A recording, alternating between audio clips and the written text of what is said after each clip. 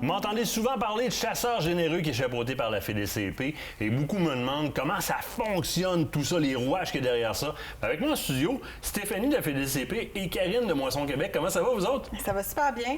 Stéphanie, chasseurs généreux, ça roule présentement, on va le dire, à plein. C'est très aimé des chasseurs et c'est une opportunité de donner de la viande aux moins bien nantis.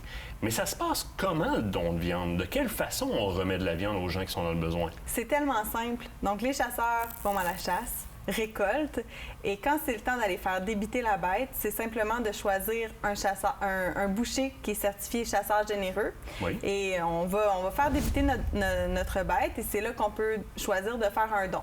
Donc, il y a deux sortes de dons. Il y a les dons courants. Donc, par exemple, un groupe qui a chassé, qui a récolté un orignal, donne un 5-10 livres, par exemple, et ça s'en va directement au programme. Et il y a aussi la façon de donner des parties, en fait, soit un demi-gibier ou un gibier complet. Puis à ce moment-là, c'est très simple. Le gibier est donné au programme et c'est à la charge du programme Chasseurs généreux. Donc, c'est financé via le fonds Chasseurs généreux. Donc, ce que je te dis finalement, c'est que le chasseur débourse absolument rien, laisse sa bête, fait le don de la demi-bête ou de la bête complète et voilà, le don est fait. Puis là, si mon chasseur, pas mon chasseur, excuse-moi, mon boucher n'est pas certifié chasseur généreux, je fais comment me donner? C'est ça. Faut avoir un boucher certifié chasseur généreux, mais c'est le temps. On est toujours en recrutement de nouveaux bouchers. C'est tellement simple. Donc, pour eux, on a vraiment facilité le processus. On a mis ça au plus simple pour que ce soit le moins de travail possible pour les bouchers. Donc, si vous avez un boucher qui n'est pas encore certifié chasseur généreux, simplement lui dire d'aller s'inscrire. Le formulaire est sur notre site web. On peut répondre à toutes leurs questions. Puis présentement, il y a un beau concours qui est en place. Hein. Je vous le répète rapidement, hein, vous courez la chance en faisant un don de viande de gagner un voyage, donc un forfait de chasse pour 2 au cerf de Virginie à l'île d'Anticosti. Puis votre chasseur va recevoir un couteau commémoratif très intéressant. Puis là, si les gens demandent leur coupon, ça fonctionne. Oui. On voit le don de viande là, qui grimpe comme ça, c'est génial. C'est super. Merci beaucoup. D'ailleurs, l'équipe d'Aventure Chasse et Pêche est derrière ce concours-là. Puis on est super fiers parce que oui, ça vient stimuler les dons et tout le monde rêve d'un voyage de chasse à Anticosti. Donc, on rêve de ventre mieux rempli, puis ça, c'est la raison d'être de la présence de Karine avec nous. Et Karine est de Moisson Québec. Dans son cas, c'est cet organisme-là qui est ici localement, mais ça reflète la réalité d'autres organismes avec lesquels les programmes font affaire. Là. Exactement. Donc, dans chacune des régions, on fait affaire avec des organismes Moisson. Karine représente Moisson Québec. Elle va nous expliquer un petit peu le fonctionnement, mais on peut se dire qu'à l'échelle de la province, c'est comme ça que ça fonctionne, chasseurs généreux. Karine, Moisson Québec, qui êtes-vous au départ? À la base, Moisson Québec, c'est la banque alimentaire de la grande région de Québec. Donc, on dessert 123 organismes qui, à leur tour, permettent de nourrir 56 000 personnes chaque mois sur le même territoire. C'est énormément de personnes.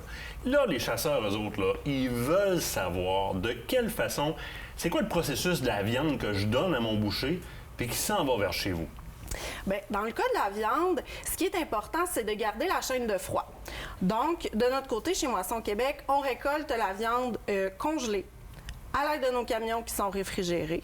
Elle est recongelée dans nos entrepôts, dans nos congélateurs industriels. Oui. Puis, par la suite, on s'assure auprès des organismes que c'est respecté, que la chaîne de froid est respectée jusqu'à la toute fin. C'est-à-dire, on s'assure que les gens qui vont aller chercher de la viande dans les comptoirs alimentaires, par exemple, vont avoir en main une glacière ou des ice packs pour pouvoir prolonger cette chaîne de froid-là jusqu'à la maison. Et vous parlez de comptoir alimentaire. Justement, ça, c'est l'autre partie qui, moi, m'intéresse beaucoup aussi. Des organismes, comment ça se rend jusqu'à la personne qui a faim? Comme je disais plus tôt, il y a 123 organismes qui sont desservis par Moisson Québec. Donc, parmi ceux-là, on compte des cuisines collectives, des soupes populaires, des centres d'hébergement. OK, c'est pas juste de la viande donnée comme ça, non? Non, c'est ça. Dans certains cas, elle est cuisinée. Dans certains cas, elle est remise comme ça. Dans certains cas, c'est pour confectionner des repas puis le donner dans le cas des soupes populaires, des choses comme ça. Maudit beau programme. Au bout de la ligne, un très beau programme. Vous faites comment en temps de COVID, vous autres, présentement? Comment vous en sortez? Bien, la pandémie nous a fait doubler les demandes d'aide alimentaire. Donc, Attends, doubler? Doubler. Donc, OK. on est passé de 34 000 personnes aidées par mois à 70 000 au tout début de la pandémie. OK. Là, il y a un message qui est super important là-dedans, là, puis vous savez exactement où est-ce que j'en viens. Là.